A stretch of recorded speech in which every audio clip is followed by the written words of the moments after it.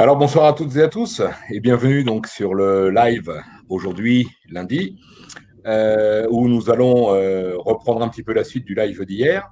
Donc je vais juste vous rappeler deux, trois choses, donc les petites conditions d'usage, à savoir que le jour se lève est un groupe qui regroupe tous les groupes. Alors je le fais un peu à la Jimmy, hein. Donc c'est un groupe qui regroupe tous les groupes et donc on va aborder plusieurs sujets. Donc n'hésitez surtout pas parce que c'est aussi votre groupe. Donc vous avez des questions pertinentes souvent. Donc, on va y répondre.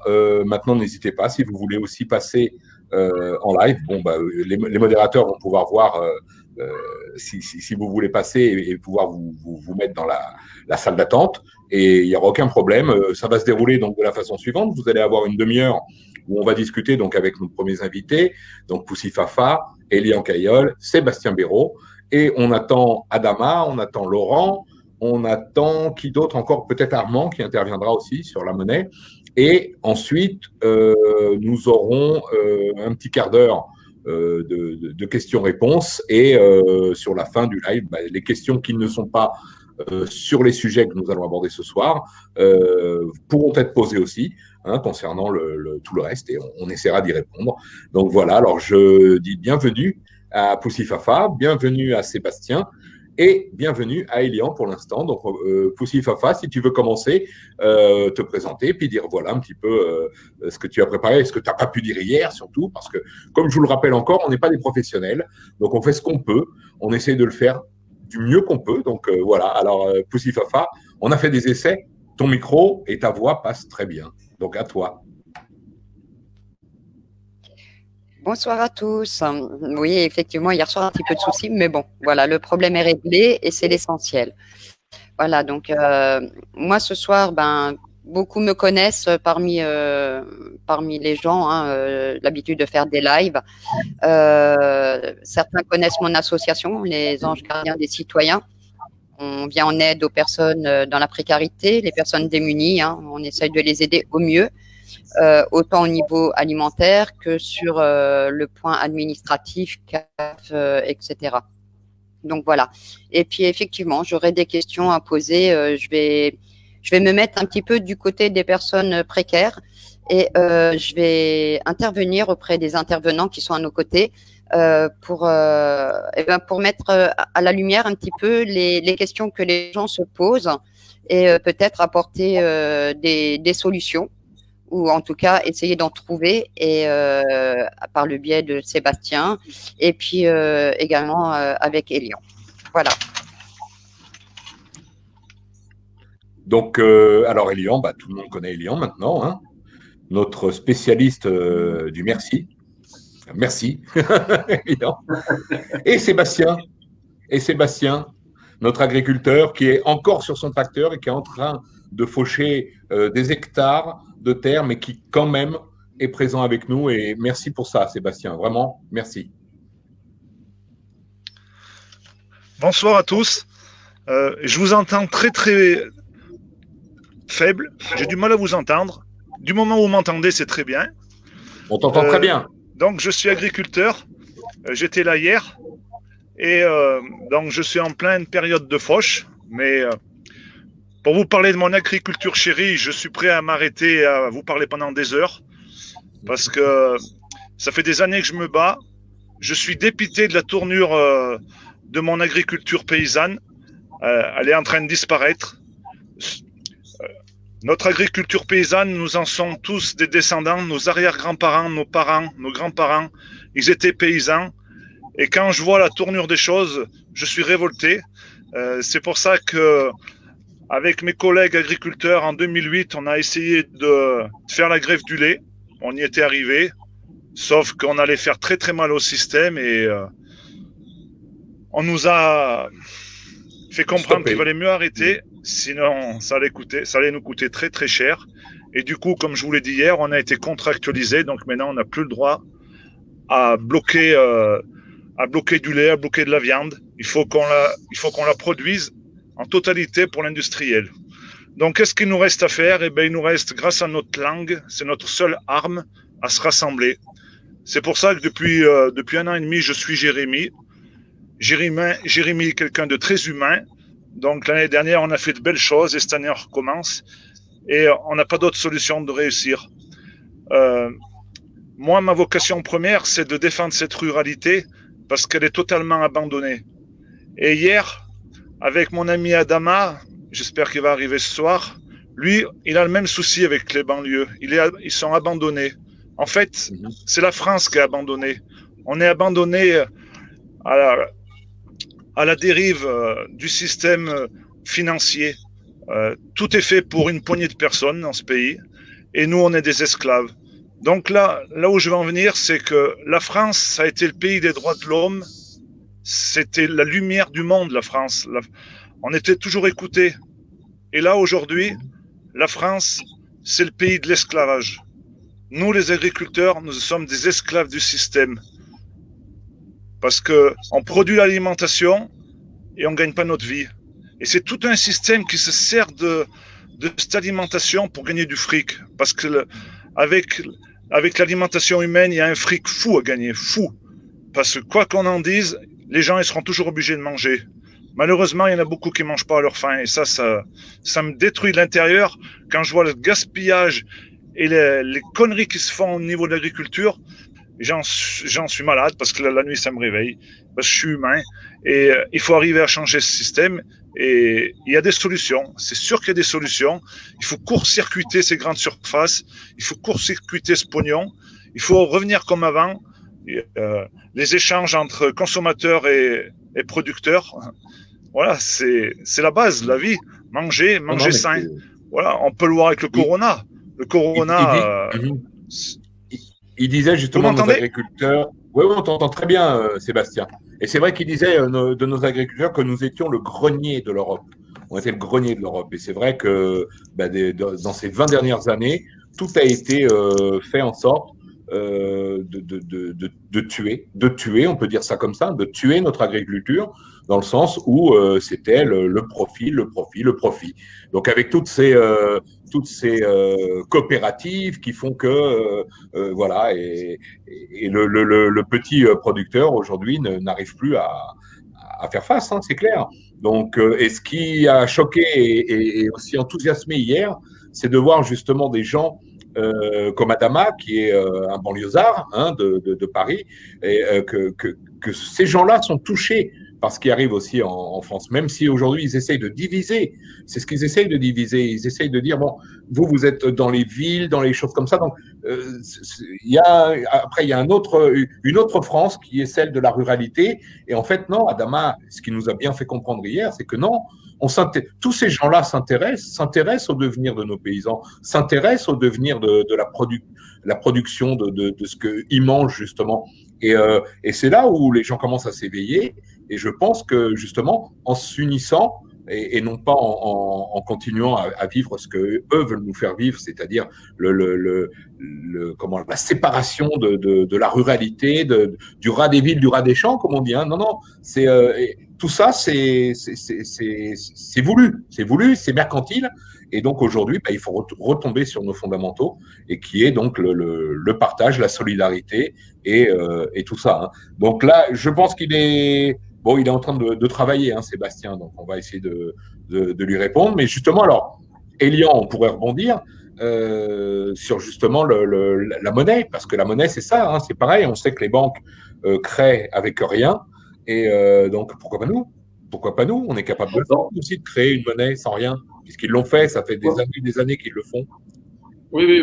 Alors, je vais plutôt laisser la parole à Pussy Fafa pour qu'elle puisse justement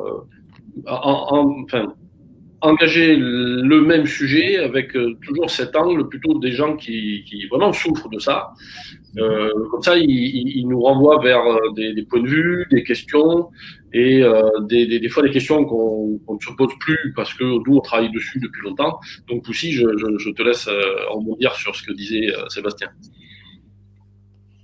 Oui, alors moi, sur ce que disait Sébastien tout à l'heure, effectivement, il faut arriver maintenant à essayer de rejoindre un petit peu la ruralité et les villes, à faire en sorte que les gens se rassemblent au niveau de l'agriculture.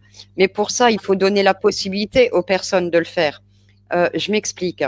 quand vous avez un supermarché ou un hypermarché discount qui vous vend un litre de lait à 80 centimes, est-ce qu'un éleveur, est-ce qu'un agriculteur sera capable de s'aligner sur un tarif tel que celui-là, à 80 centimes, par exemple, le litre de lait, pour pouvoir que les gens viennent à la ferme chercher leur lait? Est-ce que les agriculteurs ont la possibilité de vendre 1 kilo de carottes au prix d'un hypermarché? Dans la logique des gens qui sont dans la détresse, des gens qui sont dans la précarité, ils vont au moins cher. Pourquoi? Parce qu'ils n'ont déjà pas beaucoup d'argent. Une fois qu'ils ont payé leur facture, pour certains, il va leur rester 50, 60, 100 euros. Et c'est pas juste une idée, c'est la réalité des choses.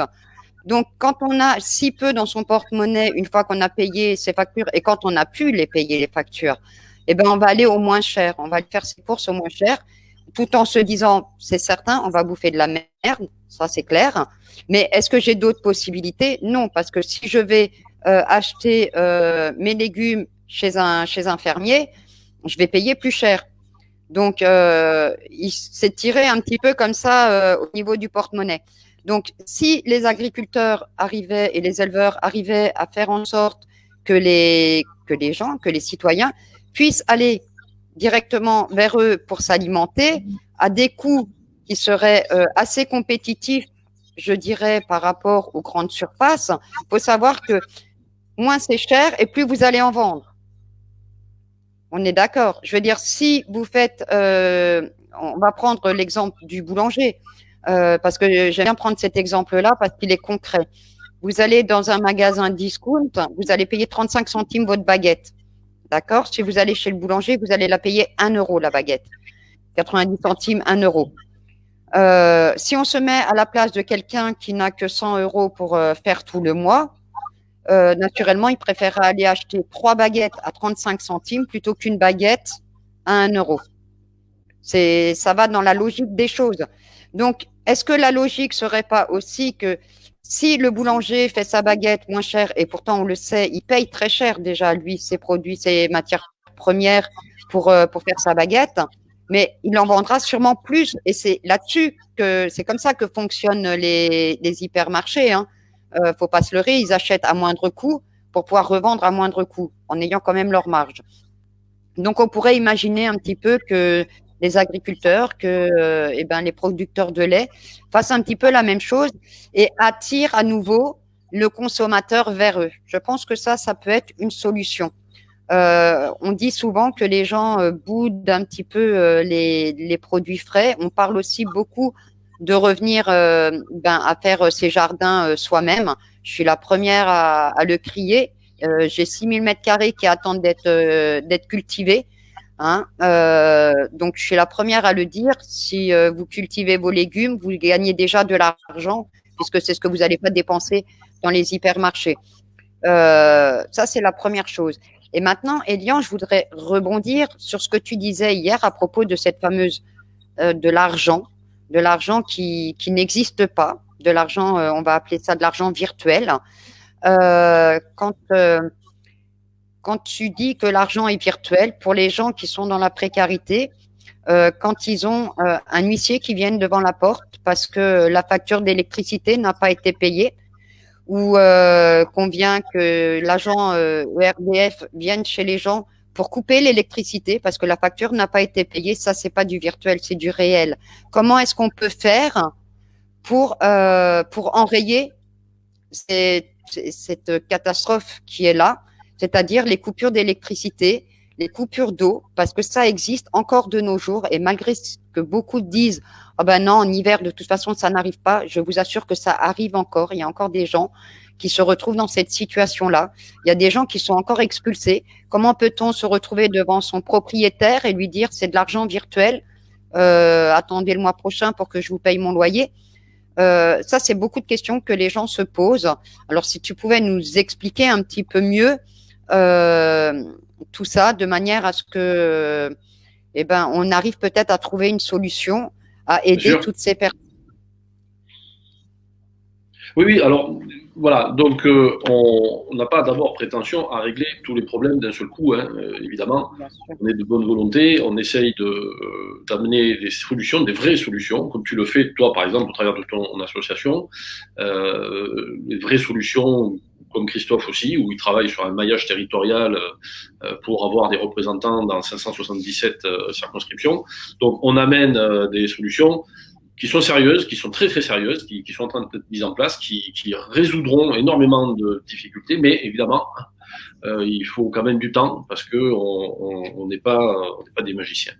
Alors moi je connais bien l'agroalimentaire, moi je travaille dans l'agroalimentaire depuis 25 ans, donc je connais à la fois les problématiques de production qu'il y a du côté de Sébastien, je connais après les problématiques de distribution et les problématiques de consommateurs. Donc quand tu dis, voilà, des gens vont aller acheter la baguette moins chère parce que ils sont de toute façon pauvres, ils sont appauvris, ils iront acheter du lait moins cher parce qu'ils sont appauvris. Il faut comprendre que ça procède d'une stratégie.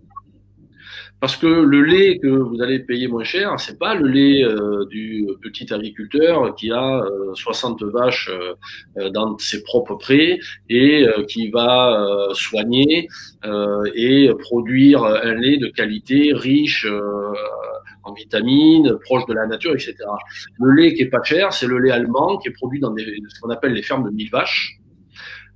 Qui sont des usines où on ne respecte pas l'animal, et quand on ne respecte pas l'animal, de toute façon, au final, on ne respecte pas l'homme non plus.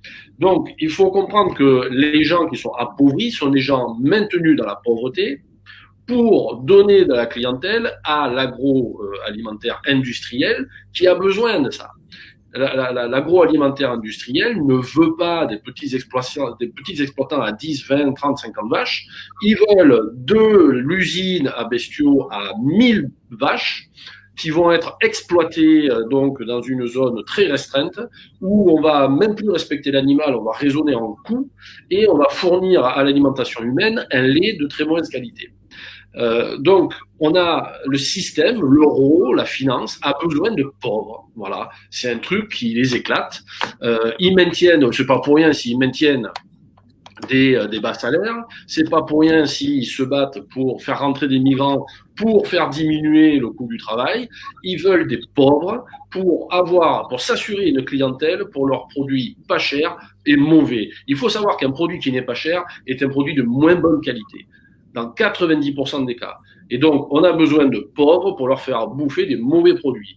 Il faut savoir que l'industrie par exemple, des sodas, a détruit la santé de millions de personnes en Amérique latine. L'Amérique latine, qui a beaucoup de pauvres, mais qui avait une alimentation de relativement bonne qualité, on les a rendus obèses, mais dans des proportions qu'on ne connaît même pas en Europe. Hein. On a rendu, par exemple, les Mexicains obèses parce qu'on leur vend des sodas qui sont moins chers que l'eau. Le soda, aujourd'hui, bourré de sucre. Donc, pourquoi bourré de sucre? Parce que, ça crée de la dépendance. On est des junkies du sucre, quoi. Hein. Quand on bouffe du sucre, il nous faut encore du sucre.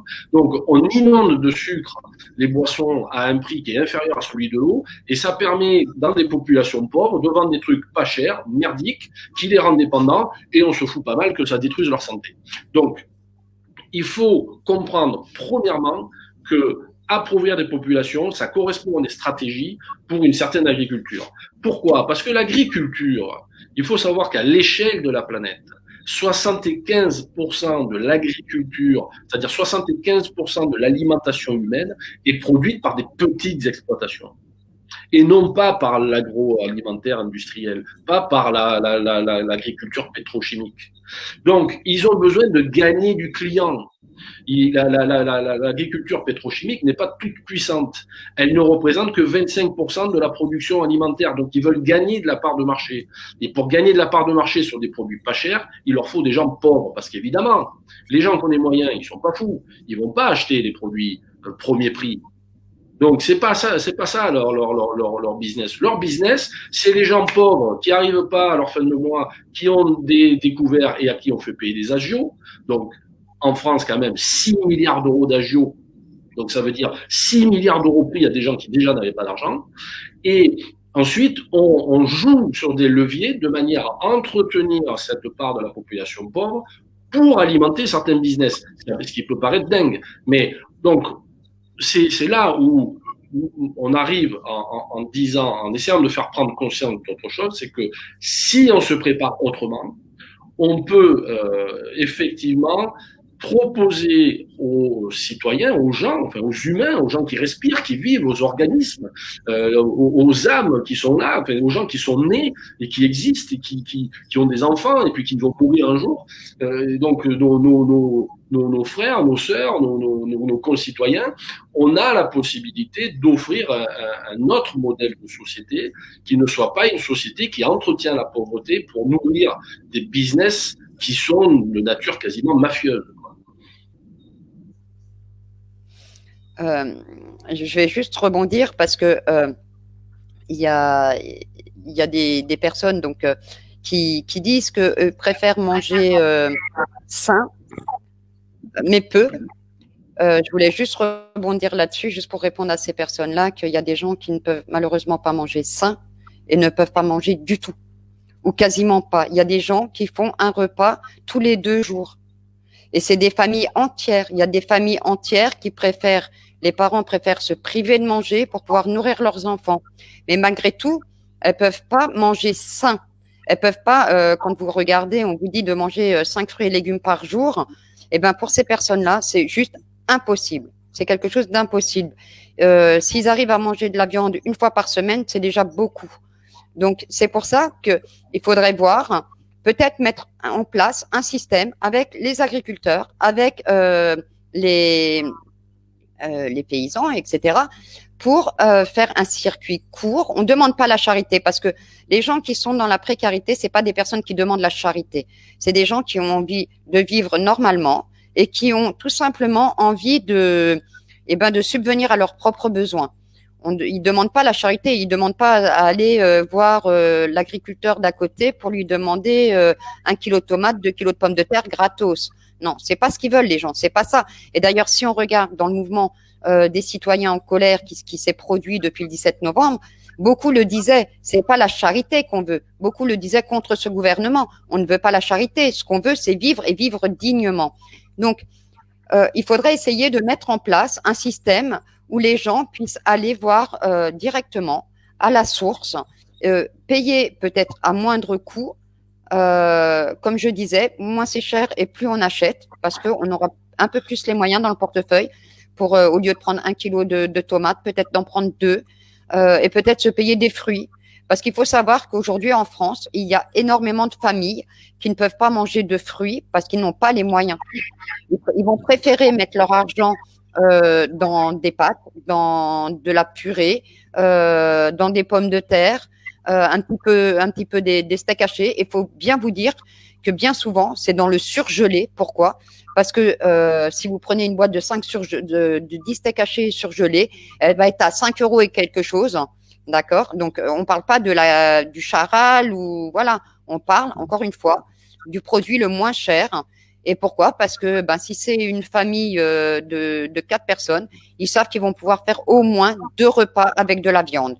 Voilà. Donc, il faudrait mettre quelque chose en place de manière à ce que les gens puissent diversifier leur alimentation et ça avec l'accord des agriculteurs, des éleveurs, des producteurs et peut-être aussi faut penser que dans tout ce qu'on est en train de mettre en place, dans tout ce qu'on essaye de faire et qu'on essaye de faire au mieux, malheureusement, comme tu disais, Christophe, on n'a pas, on n'est pas des magiciens non plus, mais il faut arriver à faire en sorte de s'occuper des personnes qui sont dans la détresse, des personnes qui sont dans la difficulté, pour pouvoir les aider, les porter, parce que c'est ces personnes-là qui restent dans l'ombre et qui ne sont pas là aujourd'hui.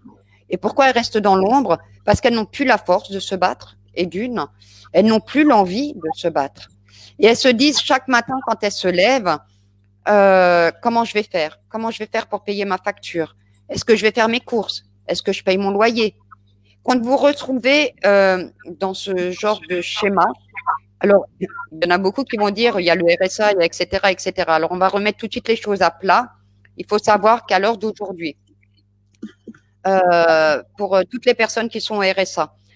Et dans les mois à venir, il y a beaucoup de choses qui vont changer au niveau social. Il va y avoir beaucoup de réformes qui vont être mises en place. Il faut aussi savoir que ceux qui travaillaient et qui ont perdu leur emploi, et tous ceux qui vont perdre leur emploi, parce que se voilons pas la face, aujourd'hui, il y a le chômage technique, il y a le chômage partiel, mais à côté de ça, toutes les entreprises qui ont été obligées de mettre leurs employés au chômage partiel ou au chômage technique, toutes ces entreprises qui ont eu des reports de cotisation, des reports de loyer, il va falloir qu'ils les allongent. Il va falloir qu'ils les sortent. Et qu'est-ce que ça va donner? Ça va donner que beaucoup d'entreprises vont licencier. Beaucoup de personnes vont se retrouver où? Au Pôle emploi, au RSA. Donc, pour tous les rétracteurs de RSA et de Pôle emploi, faites attention à vous parce que ça risque de vous tomber dessus demain. Il faut savoir, je vais vous donner juste un exemple, j'aime pas rapporter les choses à moi-même, mais je vais juste vous donner un exemple. Je travaillais il n'y a pas si longtemps que ça, je travaillais, j'avais mon emploi, je suis tombée malade, donc j'ai eu les indemnités journalières, voilà. J'étais en CDD, mon CDD s'est arrêté, on m'a pas reprise. Je suis tombée donc dans la case où je ne suis plus rien. Je ne suis nulle part. Je ne suis pas à Pôle emploi et je ne suis pas au RSA. Pourquoi? Parce qu'avec les nouvelles lois, les nouvelles ordonnances qu'ils ont fait, il vous faut 900 heures sur 24 mois de travail pour prétendre au chômage. J'ai travaillé, mais j'ai travaillé 6 mois avant de tomber malade. Je n'ai plus le droit au Pôle emploi.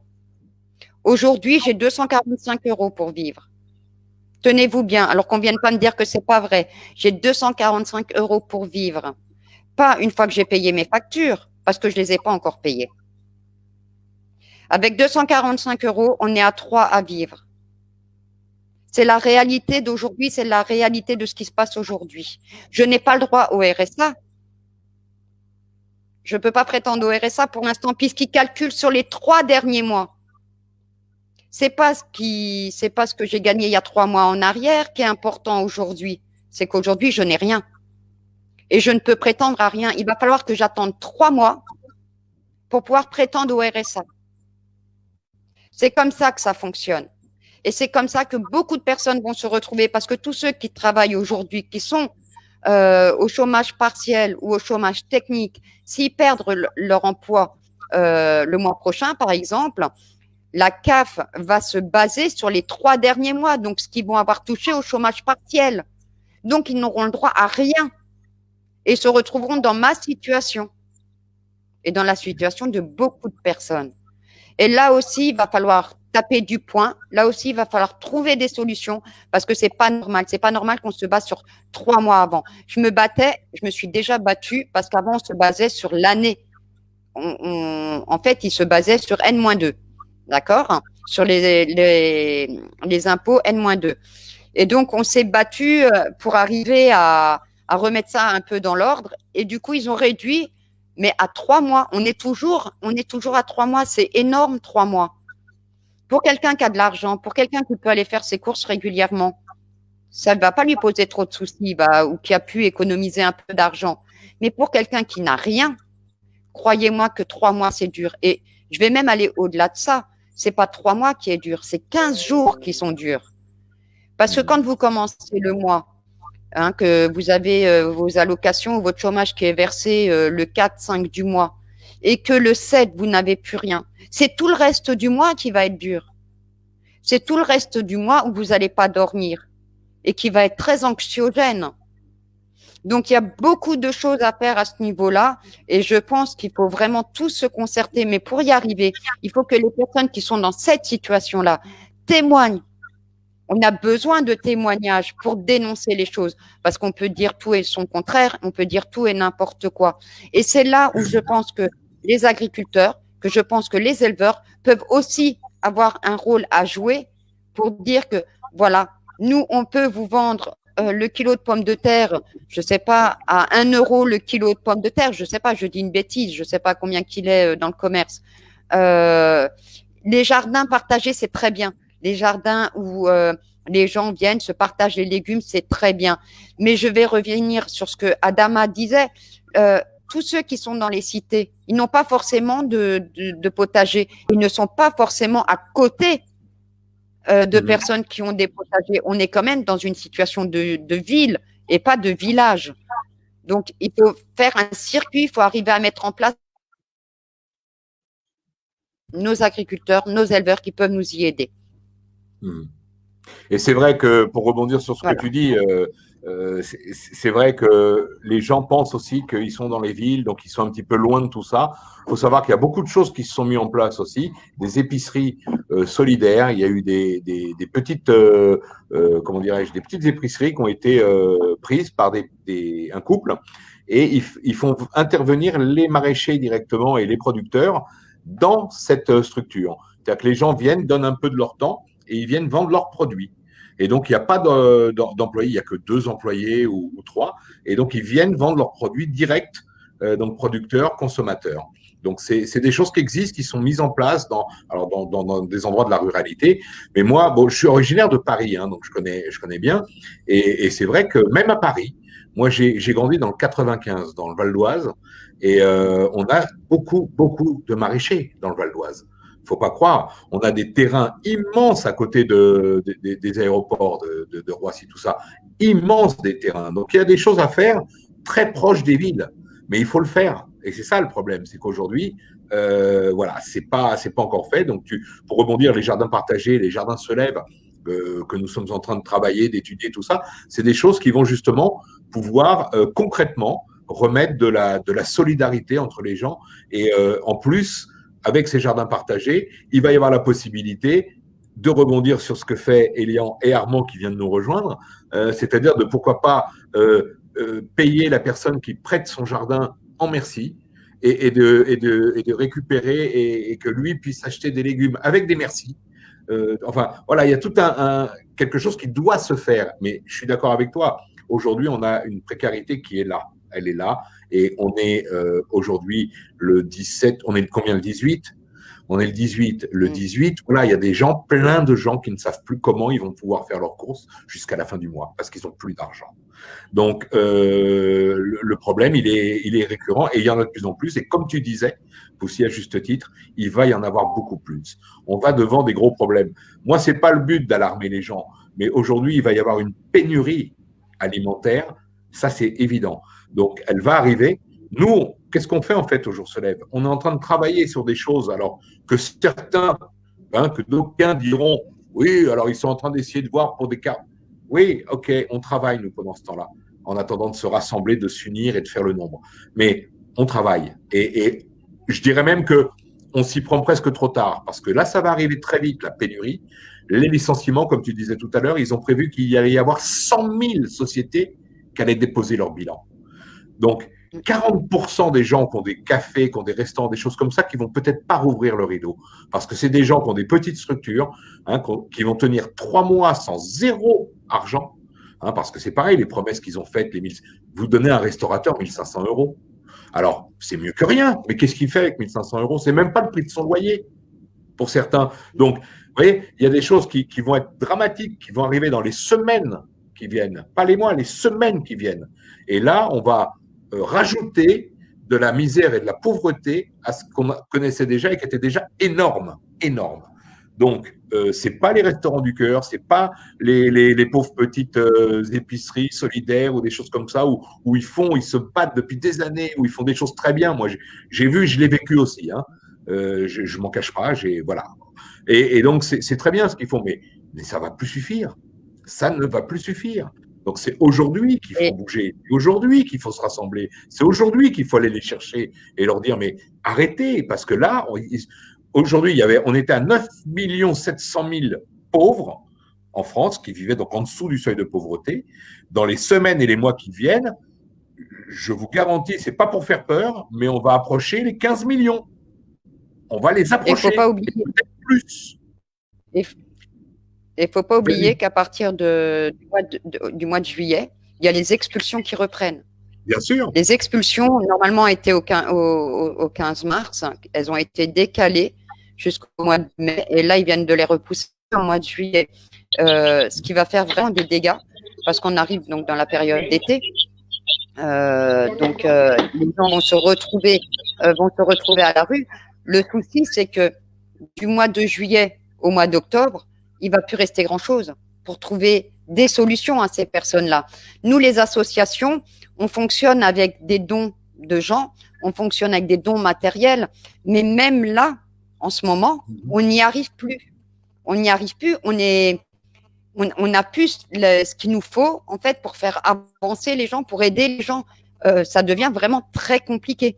Quand on voit que le gouvernement a fait, on va dire, a donné des miettes aux gens, comme il fait habituellement, on a commencé à être habitué à ça, mais 100 €, 150 € pour les familles qui sont au RSA. Attention, il faut savoir que ces 150 €, ce n'est pas par personne, c'est par foyer. Pour la famille. 150 € par foyer, c'est pour la famille. Et après, 100 € supplémentaires pour les enfants. Par enfant. Pour ceux qui n'ont pas le RSA et qui n'ont pas l'AS, ces personnes-là, s'ils ont l'allocation logement, s'ils ont le bonheur, on va dire, d'avoir l'allocation logement, ils vont toucher 100 € pour la famille. Là, il n'y a pas de question de plus les enfants, c'est 100 € pour la famille. Qu'est-ce qu'on fait de 100 € quand on a… Alors, je vais vous dire quelque chose. Je vais vous dire que quand on n'a rien, 100 €, c'est énorme. C'est énorme. On se dit, ouais, c'est paradis sur terre. Je vais peut-être pouvoir aller faire un petit peu plus de courses. Et ça n'a toujours pas payé les factures, entre autres. Faut pas se leurrer. Mais pour d'autres, ça va être 100 €. Vous vous rendez compte, on leur file 100 € alors qu'ils ne foutent rien de leur journée. Parce que c'est ça qu'on entend. C'est pour ça que les gens maintenant veulent rester dans l'ombre, parce qu'on leur jette tout le temps la pierre. On est tout le temps en train de leur dire, ouais, mais t'as qu'à te lever de ton canapé et aller bosser. Ce qu'il faut savoir, c'est que tout le monde n'a pas cette possibilité. Parce qu'il y a des choses qui font que, pour certains, c'est pas possible. Il y en a qui habitent pas dans des endroits où ils ont la possibilité de trouver un emploi et il va falloir qu'ils se déplacent, mais malheureusement n'ont pas les moyens d'avoir une voiture, de pouvoir payer une assurance. Si vous regardez votre assurance, vous la payez toute l'année. Et pourquoi ? Si vous avez eu aucun accident, vous avez payé, vous avez donné, et le jour où vous avez un accident, ils rechignent à vous rembourser. Donc, c'est encore une fois, Elion, de ce côté-là, je dirais un petit peu du vol au niveau de l'argent, mais c'est du concret. C'est ce qui se passe réellement. Oui, et ensuite… Le problème, c'est que si on passe son temps à faire la liste des problèmes, on ne parle pas des solutions. Donc, la liste des problèmes, elle est infinie. C'est ça. Et donc, or, tous ces problèmes, ils ont une origine. On peut les ramener à une origine. Le mot revient souvent dans les conversations, c'est l'euro. 100 €, de ne pas avoir assez d'euros, il me faut des euros, je veux des euros. Comme s'il n'y avait que l'euro qui existait. Et ça, c'est ce que veulent nous faire croire les gens qui ont créé l'euro. C'est-à-dire que les gens qui vont créer l'euro veulent nous faire croire qu'il n'y a que cela. Or, l'euro est pervers, l'euro est intéressé à payer le moins cher possible les agriculteurs, l'euro est intéressé à avoir des pauvres, l'euro est intéressé à avoir des gens malades, parce qu'il faut donner du business aux industries pharmaceutiques. L'euro a besoin de guerre, parce qu'il faut vendre des armes. L'euro a besoin de choses très sales. L'euro, il a besoin que les gens ils aient peur à la fin du mois. L'euro a besoin que les gens soient endettés. L'euro, il a besoin que les gens ils tombent malades, ils soient stressés. L'euro, il a besoin qu'on maintienne dans la peur énormément de salariés pour qu'ils puissent faire des boulots difficiles, insupportables, dans des conditions qui sont inhumaines. Voilà la vérité de l'euro. Donc il faut comprendre que tout cela a une origine. C'est des grands conglomérats financiers qui ont inventé une monnaie. Cette monnaie, elle n'est pas vieille, elle a 25 ans. On n'a pas toujours été dans l'euro. Moi, j'ai plus de 25 ans, j'ai utilisé le franc, j'ai utilisé d'autres monnaies. Et ce qu'on veut faire comprendre, c'est comme solution immédiate, ce qu'on a déjà commencé à faire. Armand va nous en parler. Il est notre codeur, il est aussi notre théoricien monétaire. On a la possibilité de créer notre propre jeton marqueur de valeur et ignorer l'euro. On peut ignorer l'euro. Je reviens sur cette phrase soi-disant attribuée au Christ qui serait rend à César ce qui appartient à César. Quand on lui demande faut-il payer l'impôt, c'est pas la question de payer l'impôt, pas payer l'impôt, payer les factures, pas payer les factures. Il y a une situation qui existe, elle est catastrophique. Ce qu'on peut faire dès maintenant, c'est s'organiser entre gens vivants, entre citoyens, entre gens intelligents, pour tout de suite marquer l'échange entre les personnes et créer de la valeur immédiatement avec, on peut l'appeler monnaie, on peut l'appeler jeton, on peut l'appeler la dune, le SCO, le merci, peu importe le nom qu'on lui donne. On a la capacité d'ores et déjà aujourd'hui à créer un système qui permet à l'intérieur de la société telle qu'elle est organisée maintenant, d'organiser un système équitable, responsable, de partage, qui privilégie l'interaction entre les gens et qui permettrait très vite de créer du pouvoir d'achat supplémentaire avec autre chose que des euros. On arrête de parler de l'euro. L'euro, c'est une catastrophe. C'est une catastrophe, non pas seulement en tant que monnaie, c'est une catastrophe parce qu'il est piloté, il est dirigé par des groupes financiers qui veulent tout sauf du bien. Et donc, je laisse parler Armand et je me retire. Donc, pour expliquer pourquoi, immédiatement de suite, on peut créer un jeton qui marque les échanges entre les gens à l'intérieur de la société telle qu'elle est construite aujourd'hui et pour du mieux, du meilleur, du bon et de l'efficace rapidement. Voilà, je te laisse parler, Armand. Bonjour tout le monde. Donc, bonjour. Oui, alors. Bonjour. Alors, je voudrais comme préciser une chose sur les monnaies. C'est que souvent, comme disait Elian, on entend on n'a pas d'euros pour ci, on n'a pas d'euros pour ça. Il faut bien comprendre une chose, c'est que la monnaie, ça sert à représenter une force de travail, ça sert à représenter des valeurs, mais des richesses, et ça permet de payer les gens. Quand on vous dit qu'on n'a pas d'argent et qu'on peut pas vous embaucher, ça, c'est pas normal, parce que l'argent, c'est la conséquence du travail. Si nous avons des bras disponibles et que nous avons le savoir-faire et les matières premières, on ne doit pas pouvoir entendre on n'a pas d'argent. L'argent sert à payer les gens qui fabriquent des richesses. Donc, à partir du moment où on a des chômeurs, on devrait avoir de l'argent puisque on a des gens qui sont disponibles pour créer plus de richesses. Donc, on devrait pouvoir avoir plus de monnaie en circulation parce qu'on a des gens qui peuvent créer de nouvelles richesses. L'argument « il n'y a pas d'argent », on devrait l'entendre dans un système de plein emploi, en fait. Puisqu'on aurait déjà tout le monde au travail, on ne pourrait pas créer plus de richesses. Donc là, on pourrait se dire « bah non, on ne peut pas avoir plus de monnaie dans notre système ». L'euro, il fonctionne pas du tout comme ça. Il se dit pas, tiens, je vais avoir quelqu'un qui va travailler et qui va donc créer des valeurs et je vais créer de l'euro. Pas du tout. C'est créé sur la dette. Ça, tout le monde commence à le savoir. À partir de rien, les banques vous font payer ce droit que vous avez d'utiliser votre propre travail. Parce que quand même, il faut pas oublier une chose, c'est que lorsque vous contractez un crédit pour, par exemple, vous payer votre maison, vous demandez l'autorisation au banquier de pouvoir acheter un truc avec votre propre travail.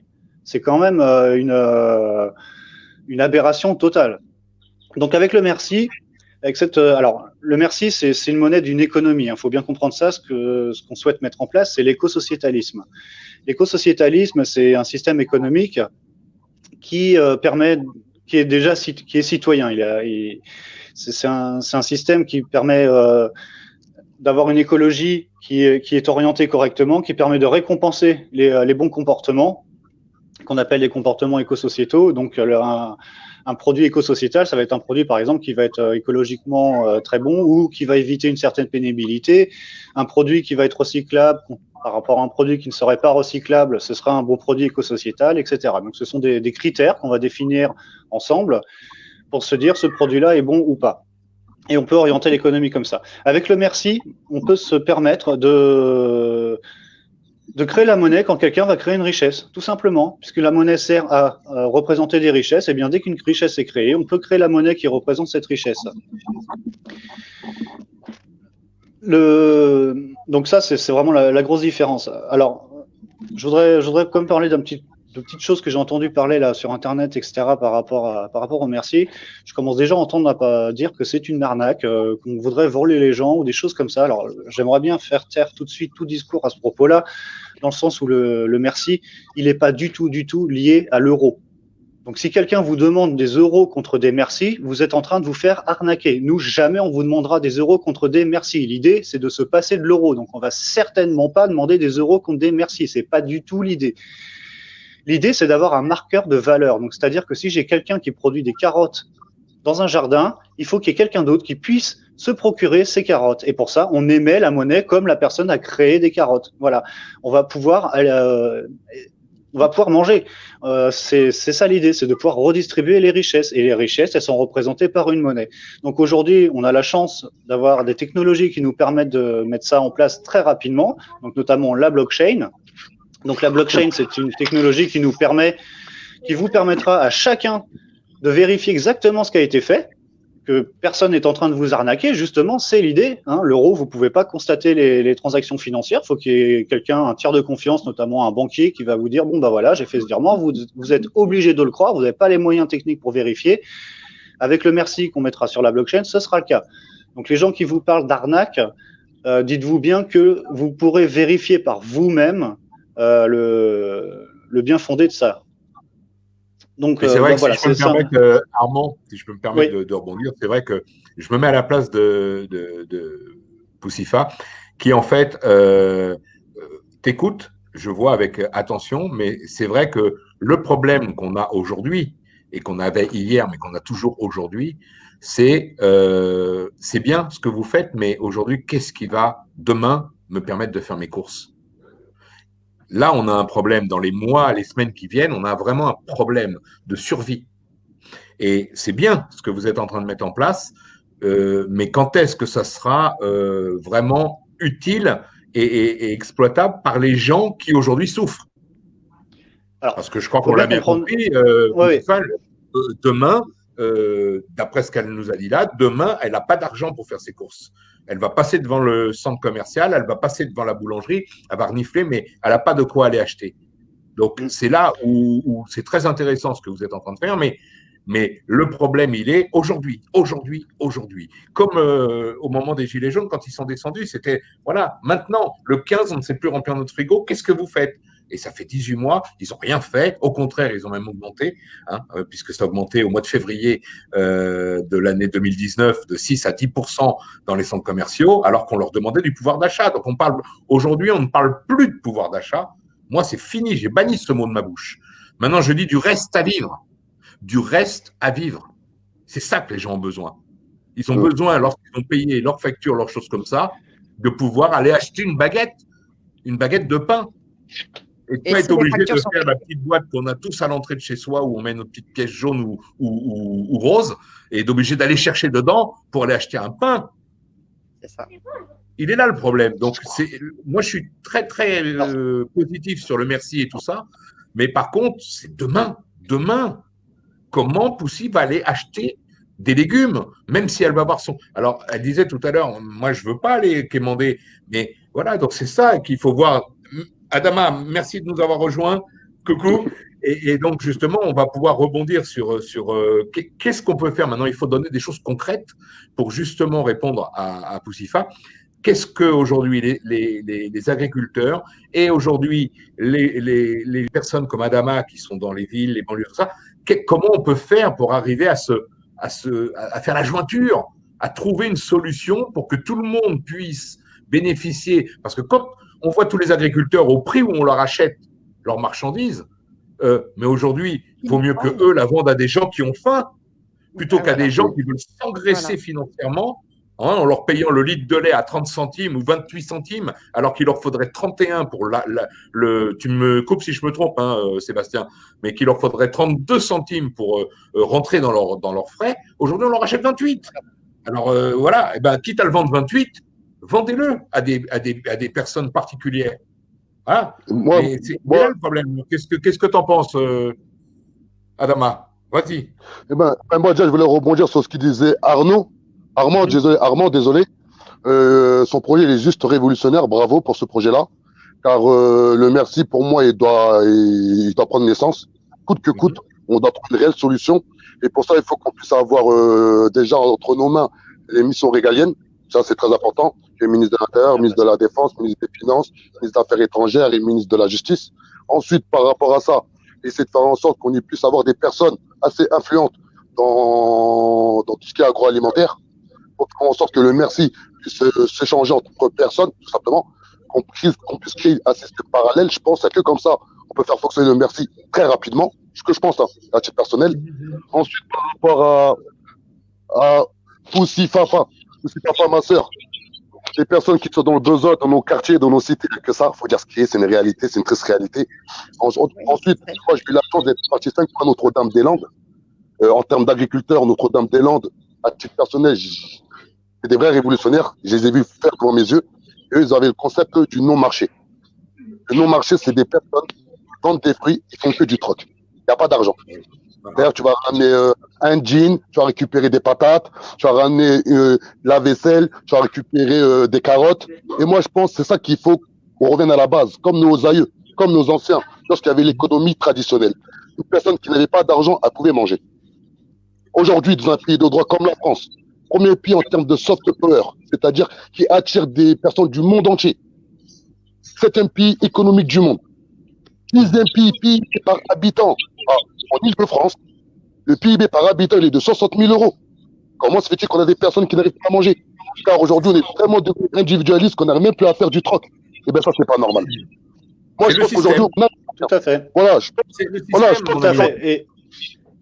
Et aujourd'hui, concrètement, on a... Oh, désolé. Aujourd'hui, concrètement... Je vais juste finir. Armand, après, je te laisse finir. Désolé.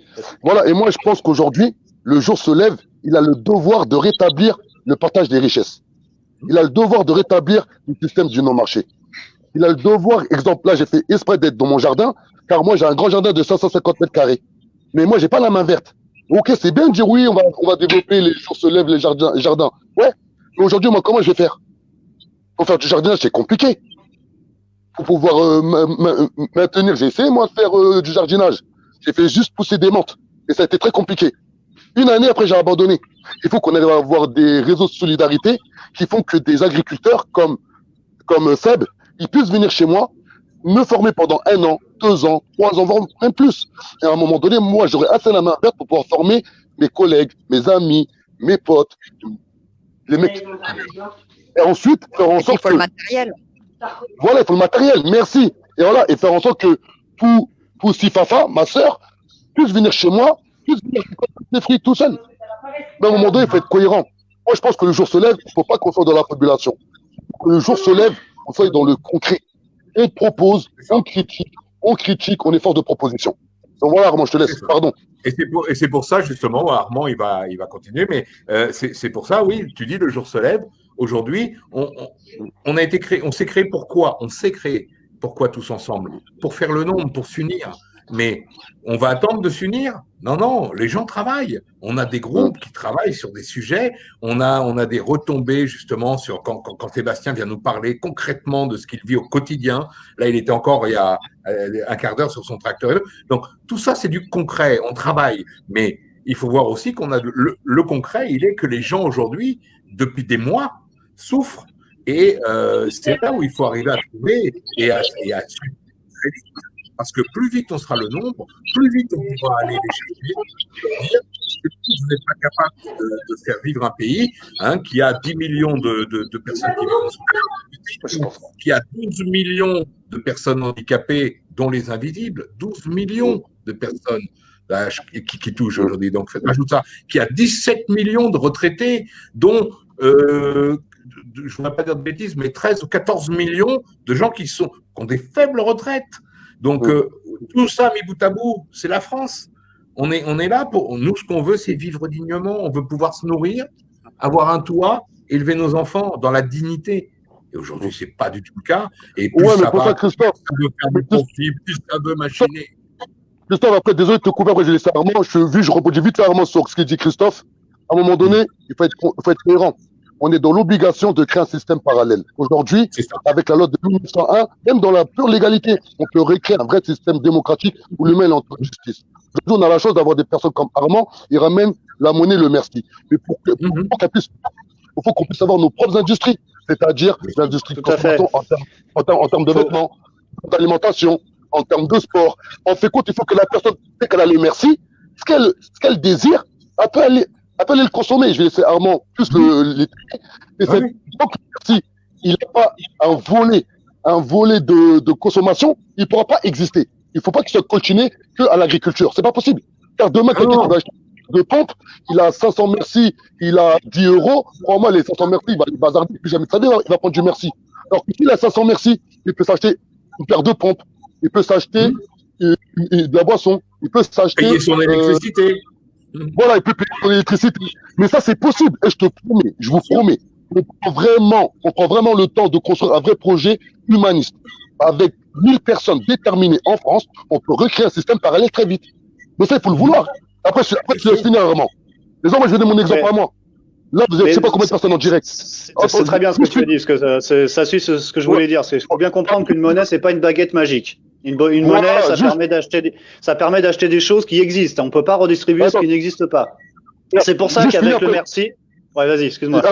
Je finis, après je te laisse le truc. Exemple, moi, il y a 3 ans, lorsque j'ai dit que je voulais faire la révolution, je me suis donné les moyens de mes ambitions, j'ai arrêté de travailler. Car je ne peux pas vouloir changer un système et être dans le système. Eh bien, le merci, ça doit être ça. C'est toutes les personnes qui veulent porter le merci, normalement, ils doivent lâcher leur business qu'ils ont à titre personnel pour pouvoir rentrer dans le merci. Et ça, si on est, je vous promets, 1000 entrepreneurs en France, divers et variés, à rentrer dans le merci, on change le pays. Donc voilà, je te laisse finir, Armand. Ouais.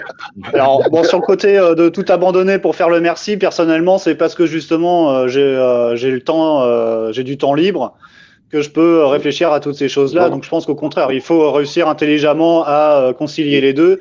Dans un premier temps, on va pas remplacer le système économique, c'est impossible, faut pas rêver.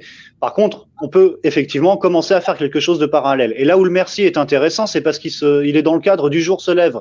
Et dans le jour se lève, on a des gens qui ont des jardins justement. Et ça, des jardins, ça produit de la nourriture. On aura des premières choses à échanger avec le merci, c'est la nourriture. Donc c'est pas une baguette magique où du jour au lendemain, on va leur donner aux gens et hop, ils seront plus pauvres. Non, évidemment, ça marche pas comme ça.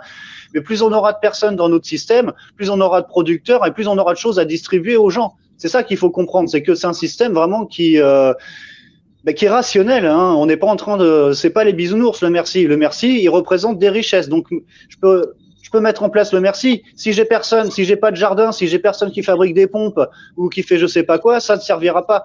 Donc il faut absolument qu'on ait ces producteurs. Et quand je parle de producteurs, vous produisez. Dès que vous faites quelque chose que vous aimez, en général, vous produisez très bien. Je veux dire, il y a des gens qui adorent la musique. Ça peut être une production musicale. Il y a aussi le loisir. Il y a plein de choses comme ça pour un peu se changer les idées. Donc, les jardins, pourquoi les jardins? Parce que c'est ce qu'il y a de plus simple à mettre en place. Comme production, jardiner, il y a plein de gens qui le font. Moi-même, je le fais. J'ai un jardin, voilà, j'ai des radis, j'ai des salades, j'ai des blettes, j'ai un tas de trucs. Et évidemment, quand ça va être l'heure de récolter, j'en aurai beaucoup de trop. Je vais pas pouvoir tout manger, ça c'est sûr. Donc, à ce moment-là, je vais pouvoir le mettre dans une économie. Et si je pouvais le mettre dans une économie qui est sociétale comme le merci, eh bien, ce serait une très bonne chose. Voilà. Donc, le merci, il faut comprendre que plus on sera nombreux à participer activement, et plus il aura de l'intérêt. Donc, c'est vrai que la concrètement, Poussy nous a dit, excuse-moi, Adama, mais Poussy nous a dit qu'elle avait un terrain de 6000 m². Donc, tu es où, Poussy, là? Moi, je suis dans le Lot-et-Garonne. Je suis dans le Lot-et-Garonne. Hein. Moi, je suis voilà. dans le Donc, on peut lancer un Lot-et-Garonne. appel. On peut lancer un appel ce soir en disant s'il y a des gens dans le Lot-et-Garonne qui savent cultiver, il y a 6000 m² de terre qui attendent que vous pour pouvoir faire déjà des choses. Et le souci que j'ai, c'est que je n'ai pas le matériel. Je n'ai pas le matériel pour le faire. Alors là, je ne peux pas me déplacer. Les gens qui viendront t'aider. Je ne peux pas me déplacer parce que je suis avec le PC, sinon je vous montrerai. Hein. J'ai 6000 m² de terrain.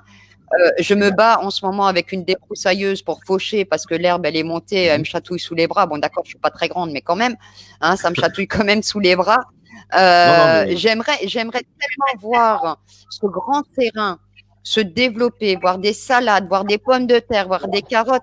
Et on peut même imaginer, comme tu disais, Armand, tout à l'heure, on peut même imaginer, moi, c'est aussi un petit peu comme ça que je peux aussi fonctionner. C'est-à-dire que c'est les personnes, les familles qui viennent sur le terrain, qui fassent eux-mêmes leur potager et qui en récupèrent leurs fruits du labeur qu'ils auront fait. Parce que l'important, c'est aussi de faire participer les gens. C'est que pour eux, ils aient aussi cette récompense du travail accompli et récolté.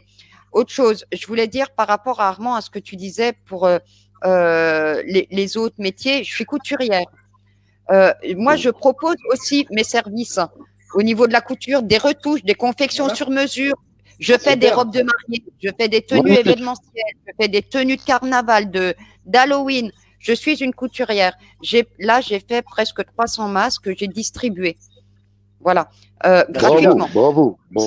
Faut pas oublier que la société, c'est nous qui la faisons tourner. Hein. Tout ce qui existe, toutes les richesses qui sont produites, c'est nous qui les produisons. Hein. C'est pas l'euro qui les produit, ce ne sont pas les grands patrons qui les produisent, c'est bien nous tous. Chaque savoir-faire que l'on a, on peut aussi le mettre à notre disposition plutôt que de le mettre à disposition d'une économie qui nous le rendra même pas. Donc voilà, c'est. Je peux même dire que la personne qui vient, admettons, me passer un coup de tondeuse dans mon jardin, eh ben, en échange, je peux lui faire des vêtements ou je peux lui faire des retouches sur ses vêtements ou faire quelque chose pour ses enfants. Et c'est là où l'intérêt du merci arrive. C'est parce que si ça se trouve, cette personne-là, elle n'a pas besoin de tes services. Elle a besoin de services de quelqu'un d'autre peut-être. Mais elle a besoin elle voudrait te donner quelque chose, mais elle a peut-être pas besoin de ce que toi tu lui proposes. Eh bien, grâce à un marqueur de richesse, on peut comme ça faire un cycle et avoir des gens qui vont donner des choses sans forcément se les donner un à un. Je veux dire, c'est le problème du troc quand vous donnez un à un. Peut-être que l'autre en face n'a pas la chose qui vous intéresse, et peut-être que vous, ce que vous avez, faut vite le refiler parce qu'une tomate, ça finit par pourrir. Voilà. Donc l'avantage avec le merci, c'est ça. Officiellement, on va lancer l'appel. Voilà, Poussy Fafa, elle a un terrain de 6000 m². Elle est dans le. Tu nous as dit ta région. Lot-et-Garonne. Le Lot-et-Garonne. Alors, je suis dans le Lot-et-Garonne et je me situe entre Montflanquin, Villeneuve-sur-Lot. Je suis à 20 minutes de Villeneuve-sur-Lot. Je suis à 50 minutes d'Agen. Donc, ça situe un peu mieux comme ça les gens. Et pour aller de l'autre côté, je suis à 8 minutes de Villeréal. Super. Donc, il faut que dans l'immédiat, on arrive à pouvoir faire quelque chose sur ce terrain-là. Et pourquoi pas, avec l'aide d'Armand et d'Élian, dire, écoute, les gens viendront te payer en merci ce qu'ils viendront cultiver chez toi. Et toi, tu pourras après prendre ces légumes et les vendre avec des merci et en consommer. Et tu vois, et essayer de faire, pourquoi pas, le premier terrain de 6000 m² qui peut démarrer le serious game. Et je peux aussi apprendre aux gens à faire leur propre conserve de leur récolte, puisque je sais le faire. Je peux apprendre aux gens à faire leur confiture, je sais le faire aussi. Donc, je suis un petit peu multitâche, donc je peux apprendre plein de choses aux gens, je peux les aider. Je ne serai pas juste là à regarder et à regarder les gens se crever le cul dans mon terrain. Non, puisque je veux aussi avoir mon propre potager. Déjà pour mes enfants, pour que mes enfants s'y adaptent et ont eux-mêmes leur petite culture. On peut impliquer les enfants aussi parce qu'aujourd'hui, c'est aussi ça. Nos enfants sont tellement habitués à manger de la grande distribution qu'ils en ont perdu les goûts, ils en ont perdu les saveurs. Et quand, croyez-moi, vous leur donnez des haricots que vous venez de cueillir dans le jardin, généralement, ils font burk parce que la peau est plus épaisse. Un haricot qui vient de pousser, il est plus épais que ceux qu'on trouve dans les boîtes de conserve. Donc, en général, ils font burk. Eh ben, on peut leur apprendre à redécouvrir ses goûts et à redécouvrir la joie de manger. Voilà. Et tout ça, des familles qui sont dans un système de précarité, c'est des choses qu'ils ont complètement perdues puisqu'ils s'alimentent avec de la malbouffe, c'est-à-dire de la bouffe pas chère, quoi. De la bouffe complètement flotteuse. Prenez une tomate dans un supermarché, elle a aucun goût. C'est de la flotte. Prenez une tomate qui a poussé dans votre jardin, il va y avoir. Voilà. Non, mais c'est pour ça, le jour se lève doit servir à ça. Il doit faire démarrer des choses, mais maintenant. Et donc, continuer à travailler. Oui, vas-y. Pour compléter l'appel, on a les jardins qui se lèvent, qui préparent des fiches aussi de culture. Donc, si vous voulez vous mettre à faire de la culture et que vous savez pas le faire, manifestez-vous quand même. On va vous donner des petites fiches avec des petits schémas où il y aura marqué, voilà, vous plantez tel truc. Le mois prochain, quand il aura fini de pousser, vous mettrez ceci à la place, etc. Et voilà, vous avez des fiches toutes faites, toutes quadrillées. Donc, dites-vous que si vous avez envie de participer à ça et que vous n'avez pas les connaissances, c'est pas grave. On vous donnera les fiches explicatives pour pouvoir cultiver le jardin de votre voisin si vous le souhaitez. On est là, c'est l'union qui fait la force. Et la force, elle est là-dedans aussi. Elle est dans comment manger demain. Et on peut faire la même chose. Alors, je vais rebondir sur ce que moi je sais faire, naturellement. On peut partir sur un peu le même principe, mais c'est sur la couture, sur la retouche. Au lieu d'aller de jeter un pantalon parce qu'il a perdu son bouton, parce que la fermeture éclair est cassée, sachez que vous pouvez réparer votre pantalon pour 2 €, pour 3 €, vous pouvez réparer votre pantalon. Voilà, au lieu d'aller dépenser 20 balles dans un pantalon, vous le refaites, un pantalon qui est trop court pour votre enfant, faites-en un short. Il a un short pour l'été. Voilà, il y a plein de choses comme ça. Et moi, ça, je peux vous aider. On peut aussi pratiquer, faire des fiches comme ça. Et ça, c'est un comportement réparer, c'est aussi un comportement qu'on nous inculque de reconsommer derrière, parce que si vous allez dans des familles riches, ils raccommodent leurs vêtements, ces gens-là. Hein. Ils vont pas s'amuser à racheter le pantalon parce que il était abîmé. Hein. Ça, c'est un truc qu'on fait quand on n'a pas d'argent. C'est quand même bizarre. Ils ont réussi à nous inculquer des comportements qui vont complètement à l'encontre de ce qu'on devrait faire pour nous. Donc, j'ai envie de dire, jouez les riches, raccommodez vos futales. Quoi. C'est pas parce qu'il y a un trou dedans qu'il faut en racheter un autre. Ça, c'est n'importe quoi. Le comportement normal, c'est de le réparer. Hein, quand votre voiture tombe en panne, vous vous dites pas, je vais en racheter une. Ou des fois, on a carrément des réflexions qui sont aussi complètement débiles, où on se dit, ouais, le montant des réparations, c'est quasiment le montant de la voiture. Bah oui, mais c'est pas le montant de la voiture, donc tu peux la réparer et elle durera encore. Et d'un point de vue écologique, de toute façon, même si on achète une voiture écologique avec la construction, etc., l'ancienne voiture, de toute façon, au total, elle consommera toujours moins que d'avoir construit une deuxième voiture. Voilà, donc il faut bien comprendre que réparer, c'est normal. Je veux dire, notre corps, il se répare. Hein. Quand on a un problème, naturellement, on se répare. On ne change pas les choses. Hein. Voilà. Donc c'est vrai que ce que tu dis, c'est vraiment très important. Si vous avez un pantalon qui est troué, il faut le raccommoder. Il faut pas en racheter un autre. C'est n'importe quoi de faire ça.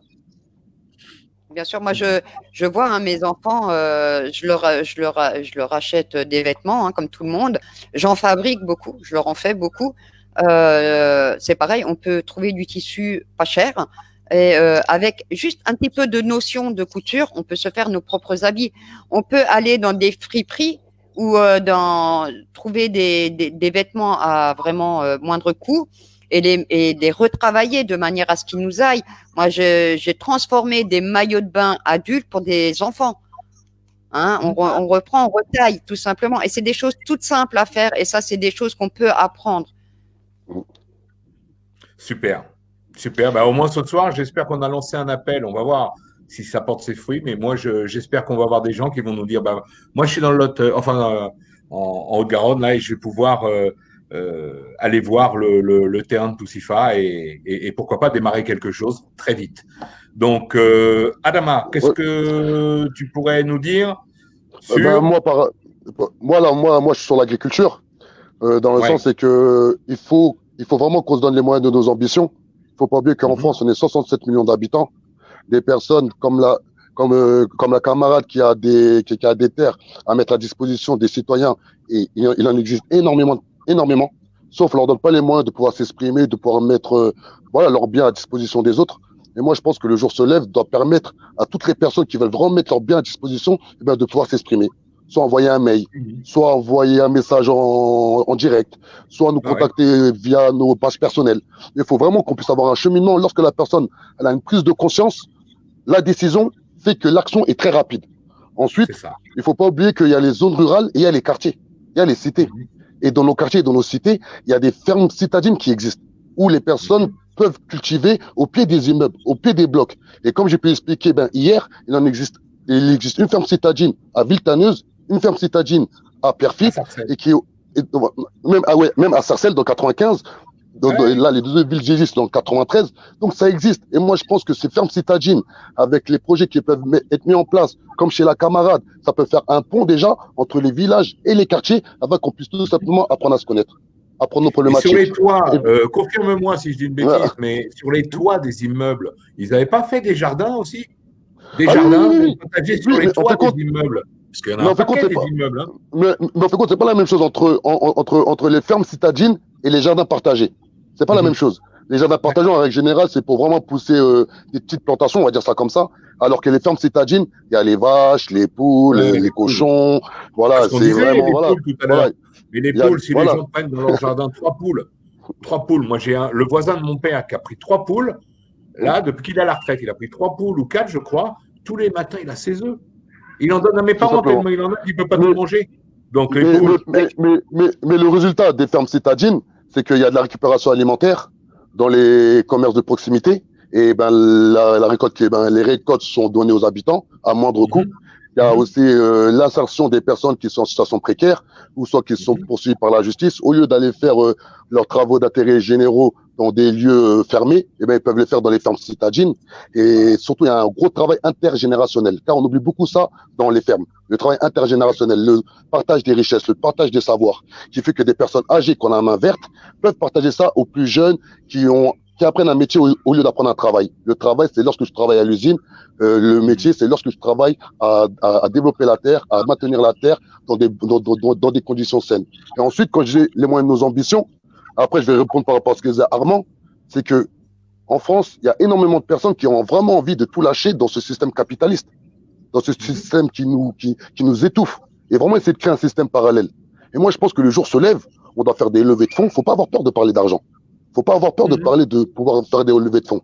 Car à un moment donné, pour pouvoir mettre des projets en place, il faut avoir un minimum de finances. Mais nous, le nerf de la guerre reste la morale publique. Et par rapport aux levées de fonds qu'on peut faire, essayer de créer vraiment des outils industriels qui touchent à tout corps de métier.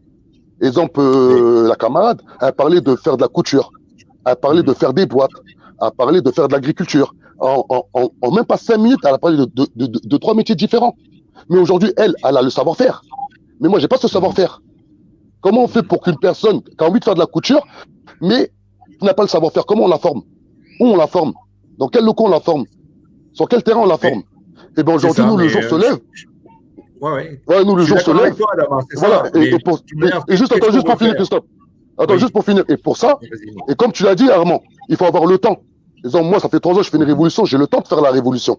Et ben, il faut qu'il y ait des personnes qui puissent se sacrifier pour le peuple. Dire, voilà, moi, je vais consacrer ma vie à développer tout ce qui est, on va dire, textile. Textile pour le merci. On va donner, ça se trouve, 1 an. Pendant 1 an, ça va être difficile, mais au bout d'1 an, lorsqu'on aura nos manufactures, eh ben, on pourra faire en sorte de faire fonctionner le merci. Mais il faut qu'on part tous en même temps. Parce que si on part. Il faut surtout qu'on arrête ce rouleau compresseur. Voilà, ce rouleau compresseur, mais à un moment donné, on peut pas dire. Voilà, mais à un moment donné, on peut pas dire. Voilà, mais après le nombre, certes, mais moi je pense que c'est pas pour rien que 1% de la population a près de toute la richesse.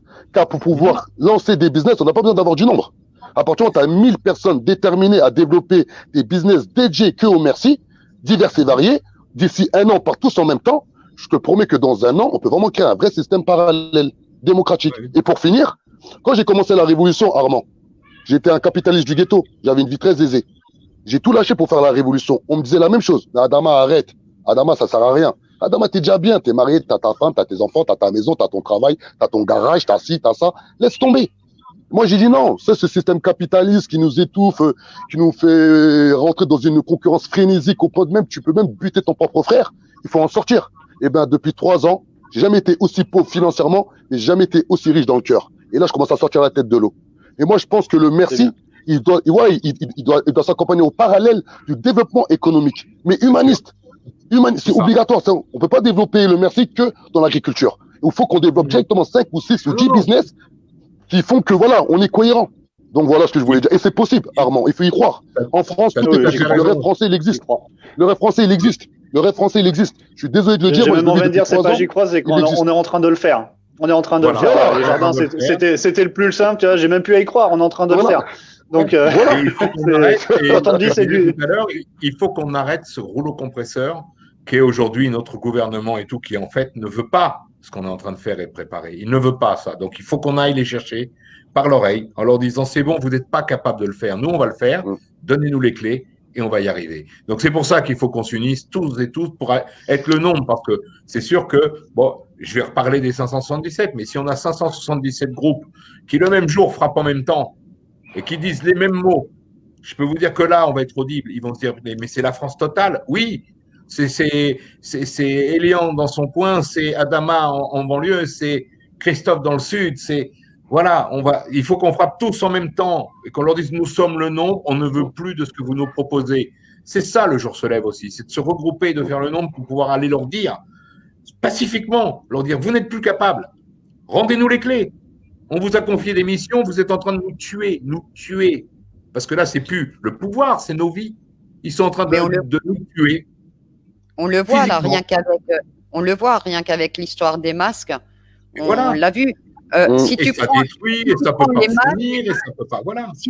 si tu prends les masques, ils étaient incapables de fournir des masques. Donc, on a été tapé chez les petites couturières.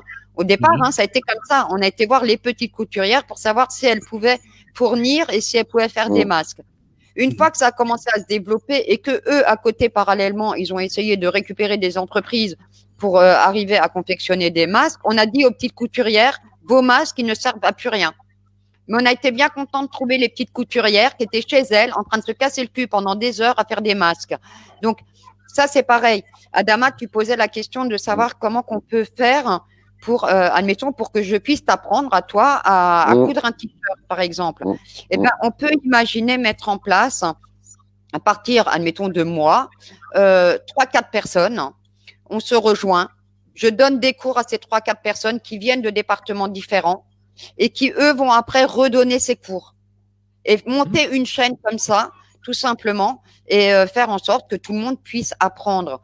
Et puis aujourd'hui, on a quand même un outil merveilleux, c'est Internet. Moi, je fais des tutos couture, je fais des live couture, c'est-à-dire que je fais en même temps que les personnes, j'explique en même temps que les personnes qui sont sur mon live comment qu'il faut faire, en y allant doucement, parce que je sais que pour moi, c'est très simple, c'est mon métier, donc c'est très simple. Je vais aller très vite, mais la personne qui est de l'autre côté, eh ben, si elle sait pas ce que veut dire le mot cranter ou ce qu'il faut faire quand je dis faut cranter, eh ben, elle va être perdue. Donc, je vais lentement et j'explique lentement. Et c'est ça qu'il faut faire. C'est comme ça qu'il faut se répondre. C'est la solidarité, on est d'accord, il faut qu'on arrive. Et alors, Mettez ma camarade. Mettez ma camarade, parce que quoi, j'ai 3%, ça va couper. Je vais pas tarder à vous laisser. Mettez ma camarade, il y a une réalité. C'est qu'il y a la réalité que beaucoup de Français et Françaises n'arrivent pas à joindre les deux bouts. Et que nous, aujourd'hui, le jour se lève, on veut créer vraiment un système parallèle qui fait que lorsque la personne se décide réellement à changer sa méthode, sa méthode de perception du système, eh ben nous, on doit lui donner des moyens financiers et un moyen de se former très vite et pour être rentable très vite. Et que le merci puisse faire en sorte que dans tout son environnement, elle peut réellement en vivre. Et moi, je pense que c'est ça le vrai défi du jour se lève. Comment lier le merci, le mettre dans un point central et faire en sorte qu'il y a tout un écosystème qui se crée autour du merci. Réfléchir vraiment pendant un an, créer ses propres institutions. Et que dans un an, lorsqu'on développe réellement le merci, c'est que même le gouvernement sera dépassé. Et moi, j'en suis sûr que c'est possible. Le merci doit vivre. Ça fait avant un an. Ça fait avant un an, Adama.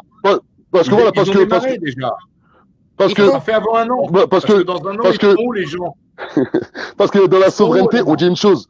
Parce que dans la souveraineté, on dit une chose. Pour avoir la maîtrise de son propre pays, il faut avoir la maîtrise de sa monnaie, de son budget. Il faut avoir la maîtrise de son propre pays pour être souverain dans son propre pays en tant qu'individu. Il faut avoir la maîtrise de son budget, de sa monnaie. Et aujourd'hui, on n'a pas la maîtrise de notre budget, de notre monnaie. Tout est entre les mains de l'Union européenne. Et ça, ce n'est pas normal. Et on le voit avant. Par exemple, un grec, bon, ce que je connais le mieux, un grec, un sandwich. Un grec, dans ma cité, c'était 25 francs. Aujourd'hui, le grec, il est à 7 euros. Bon, je dis le truc. Bon, même si c'est pas un bon exemple, je sais, en termes de glucose, en termes de, bref, en termes de, mais un exemple concret fait qu'aujourd'hui, l'euro nous a ramené dans une surconsommation qui fait qu'on veut tous plus d'argent, mais on veut pas juste diminuer nos charges, nos frais. Et moi, je pense que le merci, c'est vers ça qui doit nous amener. Dès qu'on aura, exemple, des locations de logement avec le merci, voilà, là, on va être puissant. Et c'est possible. Aujourd'hui, on peut avoir des grands donateurs. Voilà, et puis l'électricité. C'est comme ça. C'est aussi comme ça qu'on va pouvoir aider les gens, parce que tout ce que les gens n'auront pas à acheter en dehors, que ce soit la nourriture, que ce soit les vêtements, que ce soit les meubles, parce que ça aussi, il faut y penser. Les réparations de voitures, on peut aussi mettre quelque chose en place pour que les gens puissent avoir une voiture et puis se déplacer et retrouver un travail. Et ben, toutes ces choses-là qu'on pourra apporter avec le merci, c'est de l'argent que les gens, l'euro, que les gens n'auront pas à dépenser et pourront payer leurs factures à côté. Et donc, et tout ce que tu dis, et tout ce qu'on dit depuis tout à l'heure, vous savez que tout ça existe déjà. Il faut le développer. Ça existe, tout ça. Des garages solidaires, j'en ai un à Bagnols-sur-Cèze, où tu vas avec ta bagnole, tu dis j'ai pas d'argent. Et les mecs, tu te dis tiens, voilà les outils, je te montre comment on fait. Ça existe, tout ça. Les épiceries solidaires où les maraîchers viennent vendre leurs produits, eux, ou leurs femmes qui viennent. Ça existe, mais il faut le développer. Il faut que ce soit justement vecteur. Il faut que le jour se lève soit vecteur de tous ces projets qui sont super. Et ouais, les mettre en connexion entre le peuple et entre ceux qui tiennent ces business. C'est très important de s'unir par circonscription parce que c'est grand, mais c'est petit une circonscription. C'est-à-dire que toi, tu n'as pas besoin, Poussifa, d'attendre des gens d'autres départements. Déjà, dans ta circonscription, tu as plein de gens qui seraient intéressés. Mais dans l'autre circonscription à côté, tu as des gens comme toi qui savent coudre et tout et qui sont capables de le faire.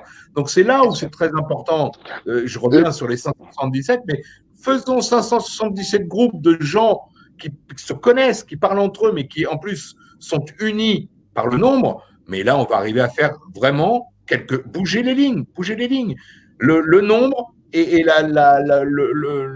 comment dirais-je, dans l'impact, il y aura 577 impacts en même temps, plutôt qu'un impact dans une grosse réunion, même si on est 3 millions à Paris. Mais on n'arriverait pas à les faire plier, alors que là, si on est 577 groupes de 50, 100, 200, 2000 personnes, rendez-vous compte le nombre que ça fait, et en même temps avec les mêmes mots. Rendez-nous les clés. Vous n'êtes pas capable, on va pas de place. Eh oui, rendez-nous les clés. Dis-le, rendez-nous les clés. Tu es un contact de ta circonscription, Adama. Et Sébastien Béraud est contact de sa circonscription aussi. Et j'espère que Poussifa va être contact de sa circonscription là-bas aussi. Et que moi aussi, que tout le monde, on soit des contacts et que on s'entende toutes et tous, mais qu'on continue à faire notre vie et puis à avancer dans des projets qui sont concrets, mais qui sont pour demain, parce qu'il faut que demain, je le répète encore, mais que les gens qui ont la situation de Poussy puissent manger, tout simplement. Donc il faut, dès demain, donc il faut s'unir, se serrer la main, se serrer les coudes, et tout va venir. Et la solidarité, qu'elle soit financière, comme tu disais tout à l'heure, Adama, mais financière ou machin, aide ou machin, il faut qu'elle commence, mais qu'elle commence maintenant. Et qu'on est vraiment… donc, on a lancé un appel ce soir, on va voir, voilà. Il y a 6000 mètres carrés qui attendent que des gens qui ont envie de travailler la terre, qui savent le faire, qui viennent avec leurs outils, ils le font, et ce qu'ils cultivent, ça sera partagé, ça sera… Et tout le monde sera content. Et ça ne coûtera pas 1 euro. Ça coûtera pas 1 euro. Et surtout, il faut bien dire aux gens qui veulent venir, qui viennent avec leurs enfants. Il n'y a aucun souci. Il y a 6000 mètres carrés. Ils peuvent courir, ils peuvent s'amuser, ils peuvent venir. On n'attend pas que papa vienne tout seul ou que maman vienne toute seule. Venez en famille, venez au grand air, venez passer la journée. Et puis, on met la table dehors et puis on boit un verre et puis voilà, on passe une journée conviviale et familiale tout simplement. Et je vais juste encore rebondir sur une petite chose. Oui, parce qu'on va bientôt terminer. Ça fait déjà 1h22 qu'on est en live. Après, ça va être long. Les gens vont malheureusement quitter. Et on a encore des petites questions-réponses parce qu'on a promis aux gens que les gens allaient poser des questions. Alors, peut-être qu'on peut voir aussi si en back-office, ils ont des questions où vous pouvez intervenir, Poussy, Armand et Adama. On a des questions à poser, que les gens ont posées, qu'on puisse y répondre là, parce que on va encore peut-être rester ensemble 10 minutes, 10-12 minutes. Donc, si on peut répondre aux questions des gens, c'est un petit peu le but aussi, puisque, comme je rappelle… mais Christophe a écrit « Le live arrive à sa fin. Nous vous souhaitons une bonne soirée. » C'est pour ça, exactement. Donc, est-ce qu'il y avait des questions ou parce que malheureusement… Allez, on peut aller aux questions. C'est sûr que c'est très, très intéressant tout ce qui se passe, mais bon, après… voilà, est-ce qu'on a des questions, quelque chose? Sinon, bon, moi, Armand, je voulais vraiment te féliciter par rapport à ton explication du merci. J'avais jamais entendu parler du merci, la vérité. Je savais que Jérémy me parlait de ça de temps en temps, mais j'avais jamais entendu l'explication en direct. Franchement, en peu de temps, tu as réussi à m'éclairer sur ça. Bravo, continue. Lâche pas, car si on veut sortir de cette oppression financière du monde capitaliste, on est obligé de créer un système parallèle économique qui va faire que nous, on va redéfinir c'est quoi réellement l'économie de marché. Un vrai économie de marché, c'est pas une économie qui tue les êtres humains, qui tue l'environnement, mais surtout qui tue l'esprit critique de tout à chacun. Car dans l'économie de marché, ces gens-là peuvent tuer leurs propres frères et leurs propres sœurs. Et ça, c'est pas normal. Donc bravo pour ton projet. Voilà, moi je suis prêt. Si tu veux en discuter ou quoi que ce soit, même en off, n'hésite pas. Voilà, après, on est tous connectés, n'hésitez pas. Franchement, c'est un bon projet. Donc voilà. C'est ça. Je vous aime, Exactement. prenez soin de vous. C'est un super projet. On est ensemble. Adama, merci. On se dit à dimanche. À dimanche. Bye bye. Et puis on te dit quand tu veux. Tu sais que tu es toujours le bienvenu. Merci, mon frère. T'es le meilleur, Christophe. Je t'aime, mon frère. Mouah, mouah, Merci, mouah. merci à toi en tout cas. Prends soin de toi. Ciao. Alors, Christophe, merci à tous. Oui, merci à toutes et tous il y a en tout juste- cas. Il y a juste une question pour moi, Oui. où on me demande pourquoi pas sortir un homme de la rue pour qu'il t'aide et échange de bons procédés. C'est possible. Alors, sortir un homme de la rue, c'est pas évident. C'est voilà, je l'ai vu par le biais de mon association, hein, c'est pas évident. Je peux pas héberger un homme chez moi. Voilà, déjà parce que je suis une femme seule. Et voilà, j'ai hébergé déjà quelqu'un qui était dans la difficulté et qui était SDF. Je l'ai fait. Je l'ai hébergé plusieurs mois. C'était une femme, hein, que j'ai hébergée. Mais si je devais avoir un homme dans ma maison, ce serait un homme pour moi. Dans ma maison, voilà, ce serait déjà pas mal. Mais ça n'empêcherait pas éventuellement que même si c'est des personnes, des SDF, pourquoi pas, voilà. Mais après, il faut que tout soit bien encadré aussi. Bon. Super. Bah, écoutez, en tout cas, je vous remercie. Déjà, je remercie tout le monde d'avoir regardé ce live avec attention. J'espère que le message est bien passé. J'espère que on va avoir des contacts. Alors, bien sûr, vous pouvez envoyer tous vos contacts. On fera suivre, bien évidemment. J'aimerais beaucoup que dès demain, on puisse avoir des gens qui disent moi, ça m'intéresse d'aller cultiver des choses parce que je sais cultiver, mais j'ai pas le terrain. Je suis en appartement et il doit y en avoir pas mal. Merci à Armand et à Elian tout à l'heure de nous avoir encore éclairé un peu plus sur le jeton. Merci. Donc merci. Merci à vous. Et vraiment, soyez tous conscients que de toute manière, c'est en nous unissant et en nous réunissant autour de projets communs qu'on arrivera à faire évoluer les choses. Vous avez toutes et tous des bonnes idées, vous avez toutes et tous un travail déjà que vous faites depuis des mois ou des années. Venez le mettre en commun, venez le partager, venez le mettre dans la lumière, puisqu'on a la chance avec tous nos outils de pouvoir le mettre dans la lumière. Et surtout, rassemblons-nous, unissons-nous, parce qu'on a toutes et tous le besoin et l'envie de la même chose, c'est-à-dire qu'on arrête de nous prendre pour des moins que rien ou la France d'en bas. On est la France d'en bas, peut-être, mais on va être au-dessus de ce système qui est en train de s'effondrer. Et inexorablement, il est en train de s'effondrer. Ça, on ne peut pas y couper. Et nous, plutôt que de rester en dessous, venez, on se met dessus. On se met dessus et on gagne la partie. Avec le merci, avec les jardins partagés et avec tous les gens de bonne volonté qui nous rejoignent tous les jours. Je vous embrasse toutes et tous. Merci beaucoup et à très vite. Merci à tous. Merci à tous. L'occasion de se voir très vite. OK, bye À bye. très Merci vite. beaucoup. Bye bye.